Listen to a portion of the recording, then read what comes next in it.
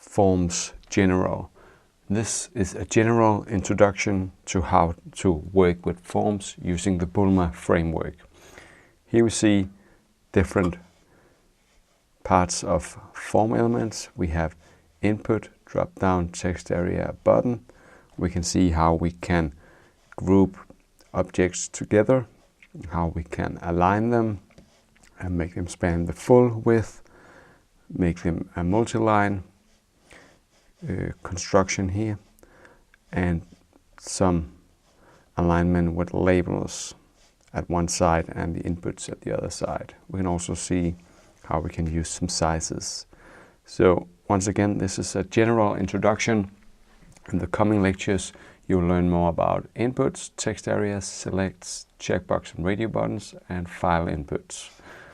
All right, let's get started. First, when you want to use an input element, we need to wrap that in the div tag with the class control. So for example, we can create an input with the type attribute with the value text. Then we also need to give it the class input. We'll give this the ID text input, and we'll also give it the placeholder attribute with the value text input. This is just for example. All right, let's take a quick look in the browser, change tab and refresh. Here we see our text input. We can also create a select. So to do this, we also need to wrap it in a div with the class control. And then we create another div tag with the class select. And now we can create the actual select tag like so, and we need to give it some options. So first we'll just give it an empty value with the default select option, and then we'll create a value 1 like so, copy it 2 times and just change this value like so. Let's take a quick look in the browser, refresh. Here we have our select. Next up, we'll create a text area input. So a div tag with the class control again. And then we create our text area element and we give it the class text area this time.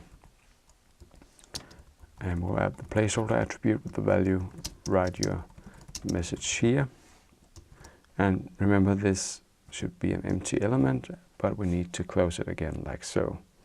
Let's save and take a look. Here we see our text area input element.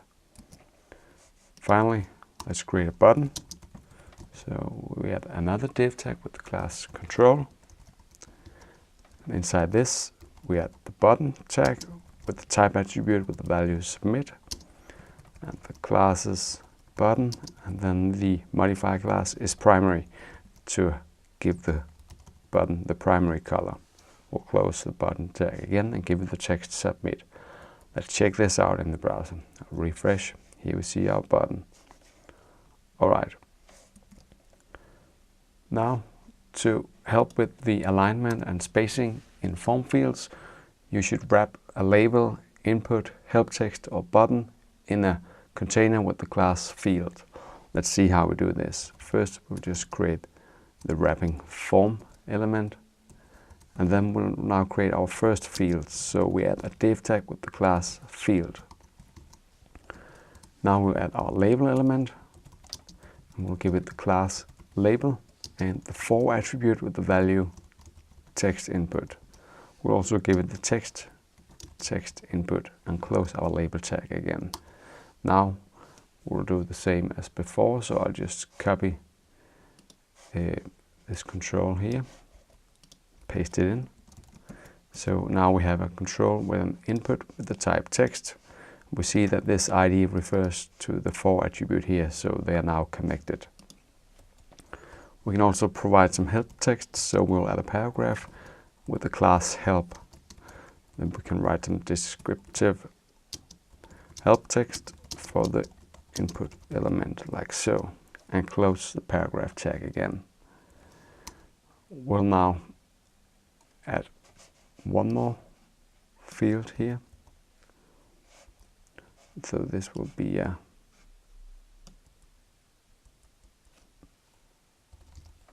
number input, like so, with a placeholder 1, 2, 3, 4.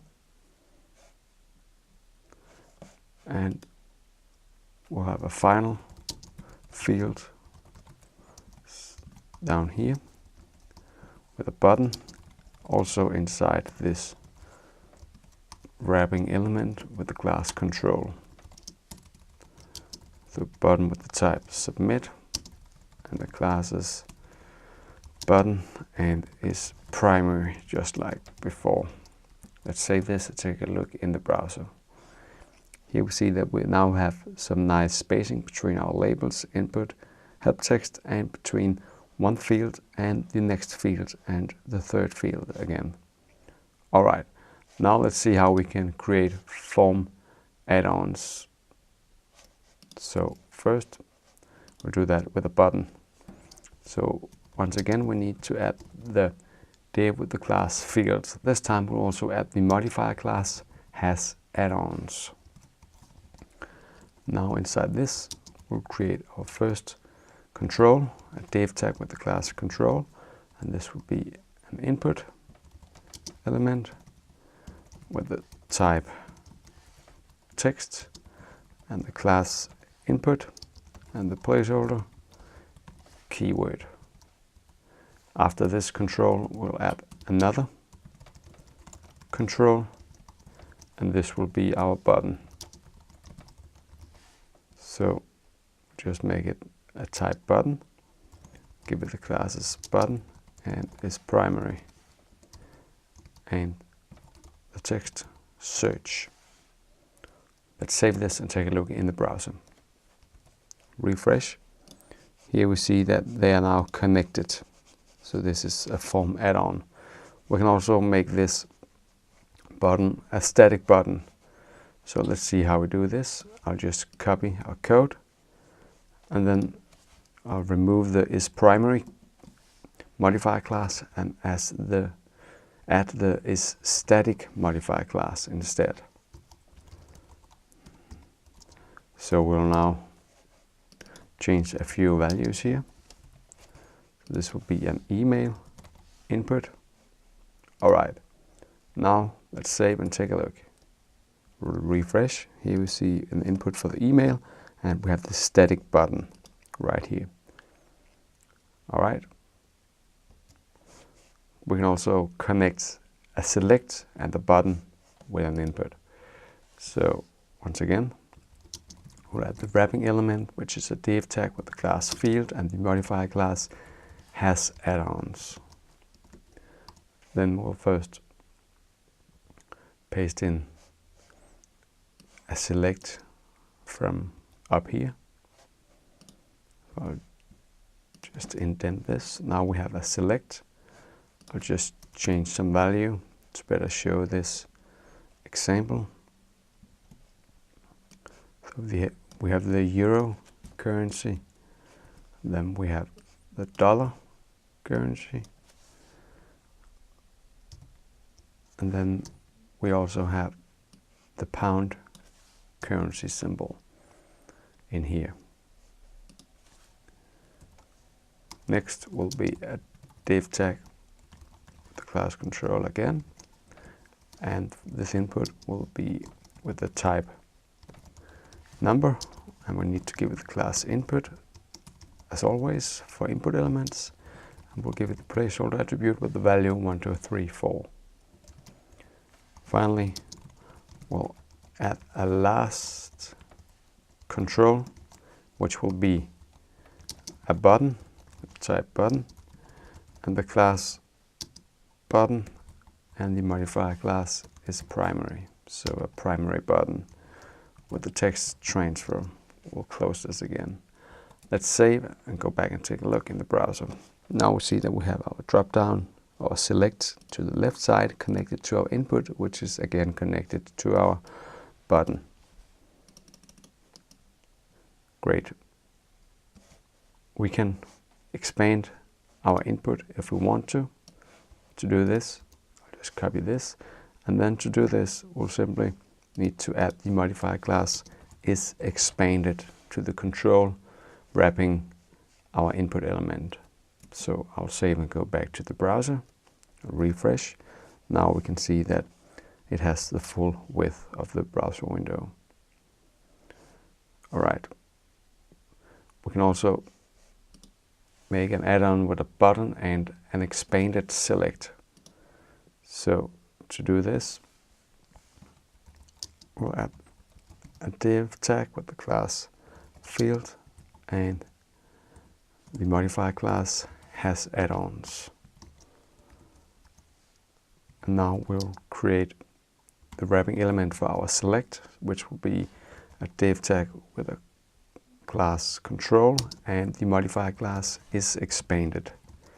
Inside this, we'll now create another div tag with the class select, and the modifier class is full width. We can now create our actual select in here, and I'll just copy and paste the code example from the reference section right there. We'll also add the button inside another div tag with the class control. So button with the type button, the classes button and is primary. We'll give the text send message and close our button tag again. Alright, let's save and take a look in the browser. Now we see we have an expanded select connected to a button. Great. Now let's see how we can align these.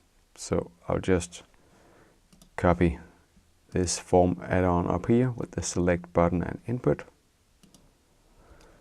So to make this centered, we can add the modifier class add-ons centered. And to make it right aligned, we can add the modifier class has add-ons right. Let's save this and take a look in the browser. Now we can see that it's centered and right aligned. Okay. Now let's check out how we can create a form group. Once again, we'll have a div tag with the class field. We'll now add the modifier class is grouped. Then we can add our controls. For this, we'll add a div tag with the class control. And inside our first one, we'll add a submit button, so a button with the type submit. The class's button is primary. So a primary submit button with the text submit. Our second control will be a danger button with the type reset. So we'll use the modifier class is danger and the text reset. Let's check this out in the browser. Here we see our grouped controls, which has some padding in between them. We can easily center this group, so we just use the modifier class is grouped centered, and to right align it we need to use the modifier class is grouped right. Let's take a look. Here we see that it's now centered and right aligned. Alright, next up will be a form group with expanded input. So we'll just create a div tag with the class field and is grouped.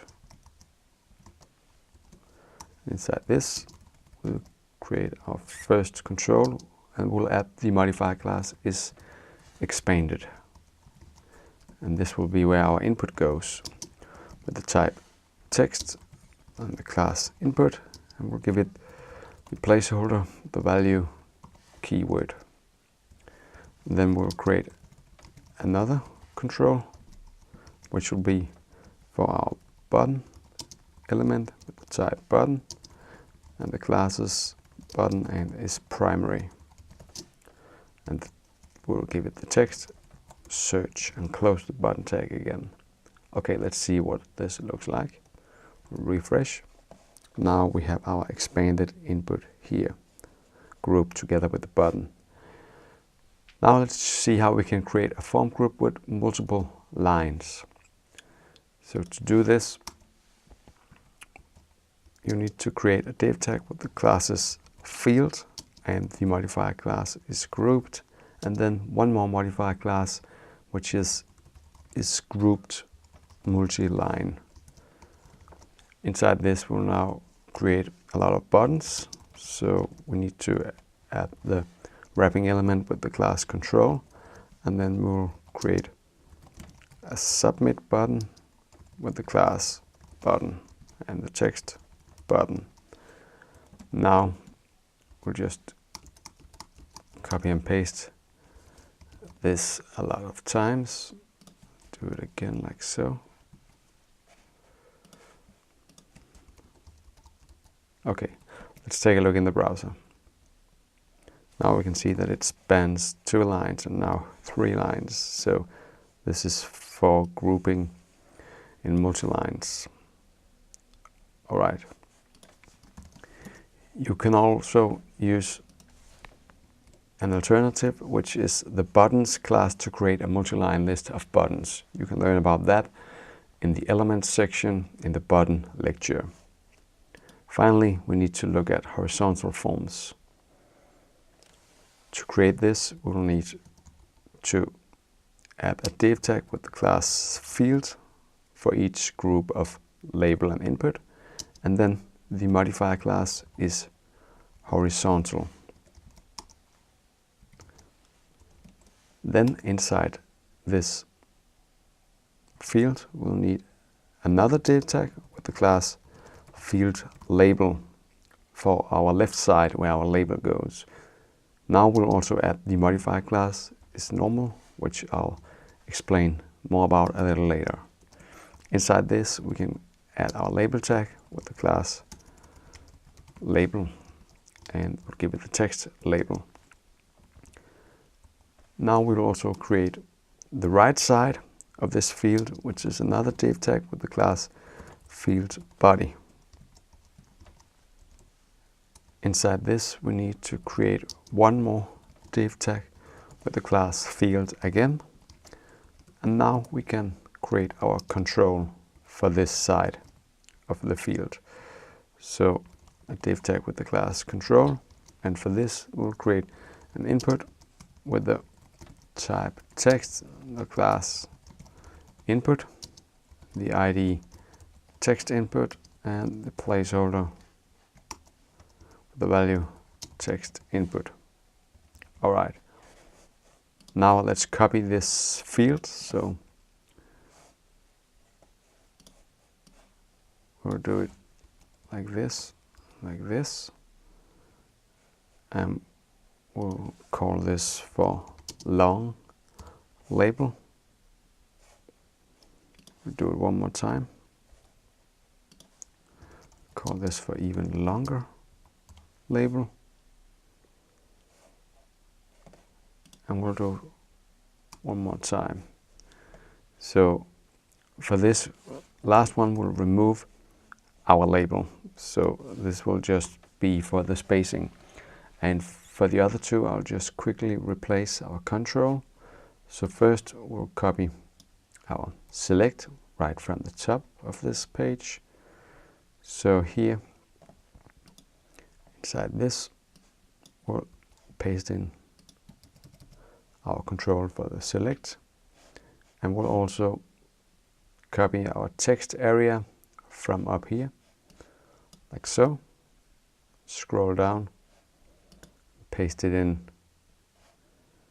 right here, and finally in our last control we'll just quickly create a button with the type submit, and the class is button, and the modifier class is primary, and the text submit. Alright, let's save this and see what this looks like in the browser. We'll refresh. Now we can see that we have this horizontal form where the labels are on the left side and the input element on the right side. Yeah. Now we can control the sizes of these labels. In the other lectures coming in this section, you can learn how to change the sizes of the input elements. If you do that, you also need to change the size of the labels. So if we go back, we'll just take a look at how to do that. So we'll just copy our first field here. So to make small labels on input, you need to use the modifier class is small on the field label and also on the input element, like so. To make it normal, you just do like before. No modifier class for the input, but you need the modifier class is normal for the field label. To make it medium size, you use the modifier class is medium on both the field label and the input. And finally, to make it has large labels and input, you use the modifier class is large on the field label and the same on the input. This will make it have a large label and input. Let's save this and take a look in the browser. Refresh. Now we can see we have the small version, the normal version, the medium version, and the large version.